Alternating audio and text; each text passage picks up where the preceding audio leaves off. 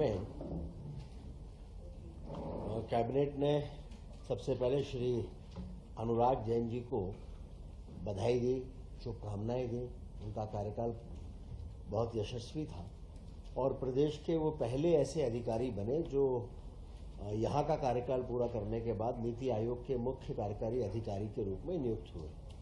और माननीय मुख्यमंत्री जी ने पूरे मंत्रिमंडल की तरफ से उस नए दायित्व के लिए उनको बधाई दी है। उनके समय में कई सारे महत्वपूर्ण कार्य हुए हैं, उनके लिए उनको याद रखा जाएगा।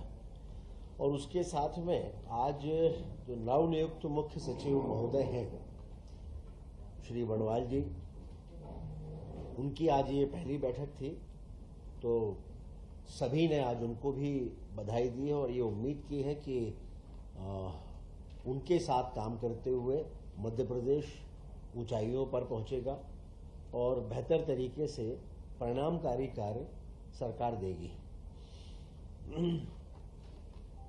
इसके साथ में माननीय मुख्यमंत्री जी ने गुरु पूर्णिमा को लेकर, कल गुरु पूर्णिमा का पवित्र अवसर है और सभी को बधाई दी है। और पूरे प्रदेश में गुरु पूर्णिमा को महर्षि सांदीपनि श्रद्धा पर्व के रूप में मनाया जाएगा। जगह जगह सांदीपनि जो स्कूल खुले हैं वो एक तरह से कीर्तिमान स्थापित कर रहे हैं और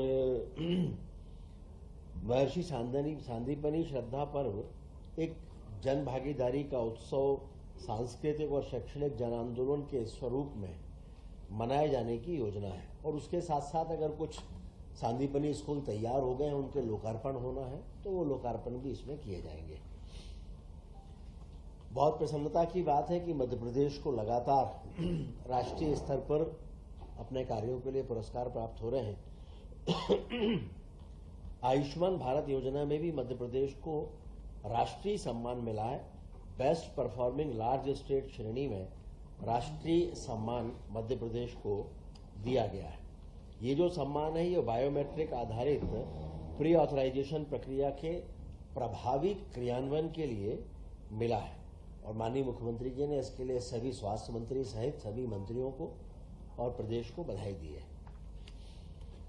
इसके साथ ही माननीय प्रधानमंत्री जी ने जो निर्णय लिया है फास्ट ट्रैक कोर्ट का, वैसे भी माननीय प्रधानमंत्री जी जो भी निर्णय लेते हैं तो मध्य प्रदेश वो ऐसा राज्य है जहां कोशिश होती है कि अगर उसे राज्यों में भी लागू करना है तो मध्य प्रदेश उन्हें लागू करने में एक अग्रणी राज्य के रूप में अपनी भूमिका निभाए।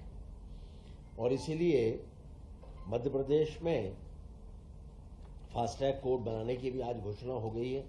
ये भोपाल, जबलपुर, इंदौर और ग्वालियर में स्थापित होने वाले हैं, जिनमें पेपर लीक और परीक्षा जैसे अन्य सभी मामलों का 3 माह के भीतर निराकरण किया जाएगा। और साथ में ये भी सुनिश्चित होगा कि जो युवा हैं उनके सपने साकार होने में किसी तरह की कोई कठिनाई ना आए। इसके लिए साथ में सभी परीक्षाएं पारदर्शी तरीके से हों, उसके लिए जो स्टैंडर्ड प्रोटोकॉल है वो भी तैयार किया जाएगा। ये बहुत खुशी की बात है कि इस बार माननीय प्रधानमंत्री जी के मन की बात के कार्यक्रम में मध्य प्रदेश का उल्लेख हुआ है। माननीय प्रधानमंत्री जी ने जो कैच द रेन, जो उनका एक संकल्प है, प्रेरणा है पूरे देश को, उसमें उन्होंने सीधी और नरसिंहपुर में जल संरक्षण के लिए जो कार्य हुए हैं उनके लिए सरकार के, मध्य प्रदेश सरकार के कार्यों की सराहना की है। माननीय प्रधानमंत्री जी ने सीधी में 1500 जो तालाब बने हैं उनको लेकर और नरसिंहपुर में अमृत सरोवरों को जिस तरह से संवारा गया है उसको लेकर उन्होंने मध्य प्रदेश की सराहना की है। और खुशी की बात यह है कि माननीय मुख्यमंत्री जी ने इस बात के लिए भी बधाई दी है कि मध्य प्रदेश को 7,000 करोड़ रुपए से अधिक निवेश के और भी नए प्रस्ताव प्राप्त हुए हैं। इसमें श्याम सेरन पावर कंपनी लिमिटेड लगभग 1,000 करोड़ का निवेश करने वाली है और 1,000 से अधिक लोगों को रोजगार देने का लक्ष्य है। इसी तरह से पारस defence and space technology Madhya Pradesh में सेमीकंडक्टर परियोजना भी स्थापित करेगी, जिसमें 6,200 करोड़ रुपए का निवेश होगा और लगभग 2,500 से अधिक रोजगारों का सृजन होगा। अभी बहुत प्रसन्नता की बात है कि जिस तरह से प्रमोशन हुए हैं उसमें अकेले पुलिस विभाग में ही 25,000 से अधिक पुलिस कर्मचारियों की पदोन्नतियां हुई हैं और साथ में मध्य प्रदेश पुलिस में अलग अलग श्रेणियों में 9,662 पदों को मंजूरी भी दी गई है। पिछले साल भी लगभग 8,500 पद स्वीकृत किए गए थे और इन दोनों को मिला लें तो लगभग 18,000 पद 2 वर्ष में मध्य प्रदेश में स्वीकृत हुए हैं। और ये कहते हुए भी हमें खुशी है कि माननीय मुख्यमंत्री जी के नेतृत्व में मध्य प्रदेश पुलिस को देश की सर्वश्रेष्ठ पुलिस बने, इस दिशा में लगातार कार्य होंगे। हमें ये बताते हुए भी खुशी है कि महिला एशियन हॉकी चैंपियंस ट्रॉफी 2026 का आयोजन भी भोपाल में अक्टूबर-नवंबर में होने जा रहा है। इसमें एशिया की 6 प्रमुख महिला टीमें, जिनमें भारत, चीन, जापान, मलेशिया, दक्षिण कोरिया और थाईलैंड, इनके 200 से ज्यादा खिलाड़ी इसमें भाग लेंगे। और ये नाथू बरकेड़ा में जो नवनिर्मित स्पोर्ट्स कॉम्प्लेक्स है उसमें ये होने जा रहा है। इसमें लगभग 18 करोड़ रुपए के आसपास की राशि खर्च होगी। वित्त विभाग के द्वारा इसके लिए सहमति भी दे दी गई है। जल संसाधन विभाग में 1 अप्रैल 2025 से 31 मार्च 2031 तक की जो योजनाएं हैं उनकी निरंतरता के लिए भी स्वीकृति प्रदान की गई है और इसमें रेहंद माइक्रो परियोजना के लिए आगामी 5 सालों के लिए 111 करोड़ रुपए की लगभग राशि का भी प्रावधान किया गया है। ये कुल मिलाकर जो योजनाएं हैं उनकी निरंतरता के संदर्भ में है। इसी तरह से मल्हारगढ़ दाबयुक्त वृहद उद्वहन सिंचाई परियोजना, इसकी भी निरंतरता का विषय था। उसके लिए भी 184 करोड़ रुपए की निरंतरता की स्वीकृति दी है। और विज्ञान और प्रौद्योगिकी विभाग में जो नई टेक्निक है इनके लिए एमपीएससी और अन्य संस्थाओं को और सहायता योजना जो उनकी निरंतरता है उसके संदर्भ में भी आज स्वीकृति प्रदान की गई है। ये 110 करोड़ रुपए की होगी। और इस तरह से अन्य विभागों की भी निरंतरता की जानकारियां हैं जो मुझे लगता है कि आपको मिल जाएंगी। अलग अलग बताने की उसकी आवश्यकता नहीं है। विज्ञान और प्रौद्योगिकी विभाग के द्वारा आईसर संस्थान भोपाल में ड्रोन तकनीक आधारित सेंटर ऑफ एक्सीलेंस की स्थापना पर भी मंजूरी हुई है और आईसर के द्वारा एआई आधारित ड्रोन टेक्नोलॉजी के सेंटर ऑफ एक्सीलेंस की स्थापना का भी प्रस्ताव दिया गया है, जिसकी लागत लगभग 85.51 करोड़ रुपए है। ये जो सेंटर है ये राज्य में ड्रोन तकनीक के क्षेत्र में ट्रेनिंग, रिसर्च, जो नवाचार है वो, प्रोटोटाइप डेवलपमेंट, इंडस्ट्रीज, एम्प्लॉयमेंट का सृजन, इन सबके प्रमाणन की और सुविधाएं इनके लिए एक बड़े केंद्र के रूप में स्थापित होने जा रहा है।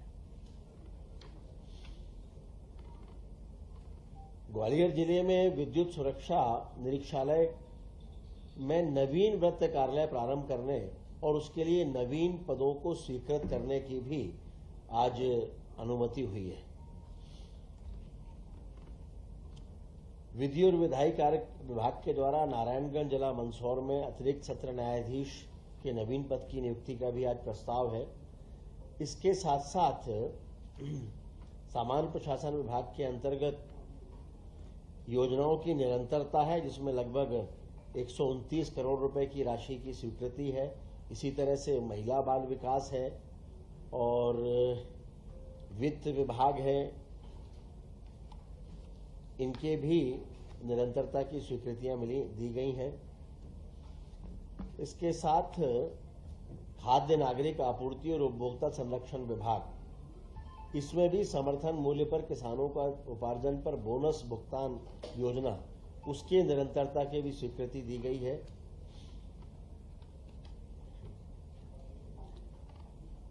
खाद्य नागरिक आपूर्ति और उपभोक्ता संरक्षण विभाग में कुछ संशोधन का भी प्रस्ताव किया गया है, जिसमें जन विश्वास अधिनियम 2026 के माध्यम से विधिक माप विज्ञान अधिनियम 2009 में जो संशोधन हो रहे हैं उनको राज्य में लागू करना है। कुल मिलाकर जो बांट और जैसे ऐसे पैमाने वाले बनाए उत्पादन जो करते हैं उसमें अभी कई तरह के नियम लागू होते थे। अब लगता है कि उनकी बहुत अधिक आवश्यकता नहीं है और बार बार लाइसेंस की रिन्यूअल की भी आवश्यकता नहीं है, और इसलिए एक बार वो रजिस्ट्रेशन करा लें और फिर उसके बाद वो नियमित रहेगा। तो इसको भी आज स्वीकृति दी गई है। तो एक तरीके से ईज ऑफ डूइंग बिजनेस को इसके माध्यम से प्रोत्साहन देने की कोशिश हुई है। कुछ एक अनुकंपा नियुक्ति के लोक निर्माण विभाग का मामला था। तो इस तरह से हम कहें तो आज ये सारे विषय जो थे जिन पर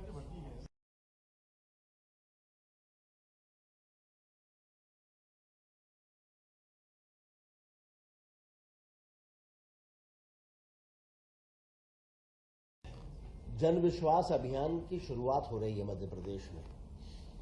ये प्रत्येक शुक्रवार को ये अभियान चलेगा। एक तरीके से कई योजनाओं का सीधे तौर पर नीचे के स्तर पर मॉनिटरिंग, उसके लिए जनप्रतिनिधि यानी माननीय मुख्यमंत्री जी के नेतृत्व में सभी जनप्रतिनिधि, मंत्री, विधायक ये सब तो नीचे जाएंगे ही, लेकिन अधिकारियों की पूरी टीम भी शुक्रवार के दिन कोई बैठक आयोजित नहीं होगी। शुक्रवार के दिन कोई नहीं, ये निर्धारित होगी, सरप्राइज नहीं होगी।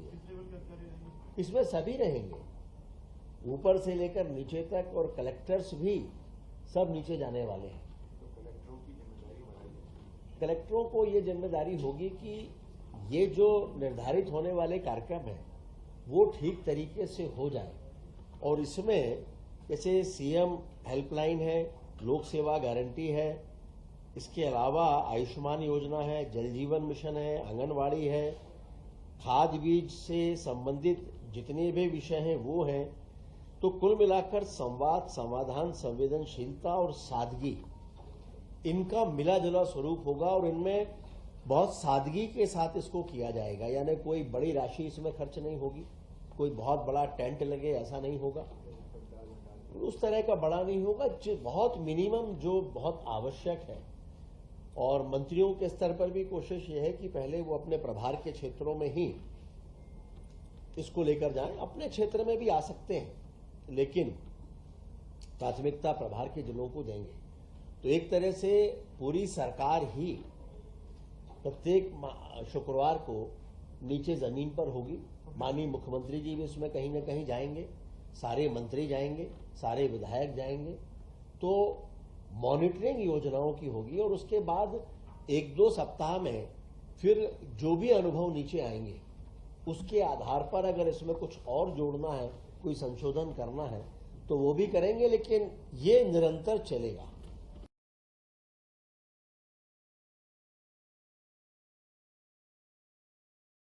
वैसे तो देखिए, पंचायतें ग्रामीण क्षेत्र में इकाई होंगी और शहर में वार्ड इकाई होगी इसकी। तो हर बार अलग अलग उसका चयन होगा, और अलग अलग वार्डों के चयन के आधार पर वार्ड के स्तर पर और ग्रामीण क्षेत्रों में पंचायतों के स्तर पर